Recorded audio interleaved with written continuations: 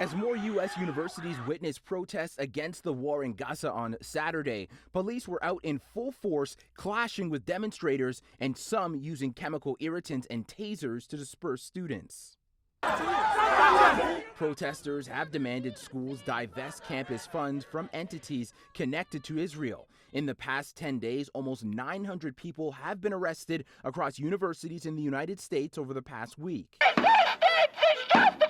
At Washington University in St. Louis, Missouri, more than 100 students and community members were arrested on Saturday after refusing to leave the campus during a demonstration. Among them was Green Party 2024 presidential candidate Jill Stein.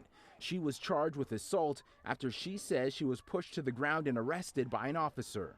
This is about freedom of speech, and not just any old freedom of speech, but freedom of speech on a very critical issue that needs debate and dialogue. And there they are, sending in the riot police and basically creating a riot. Students at the school are also demanding the school cut ties with Boeing, which has a long-standing relationship with Israel. The direct line from being an engineering student here to working for companies like Boeing, and I don't think people go into the business and they're like, yay, I can't wait to make weapons, but like that is what ends up happening a lot of the time. On the opposite side of the country, the Arizona State University Police Department arrested over 70 people on Saturday morning for trespassing after the group set up an unauthorized encampment on campus. Schools across the country have used differing strategies to tamp down protests. Some have sought to de-escalate tensions, while at other colleges like Emory University in Boston, the police have rushed in to break up encampments and arrest students and faculty members.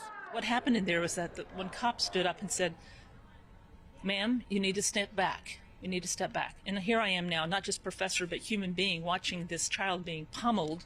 I said no, and I stood there, but I stood in a way that was non-confrontational. I just stood there, and then I'm arrested.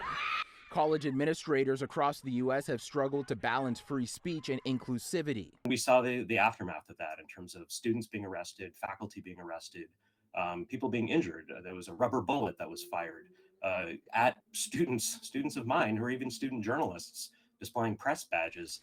Brandon Rose, City News.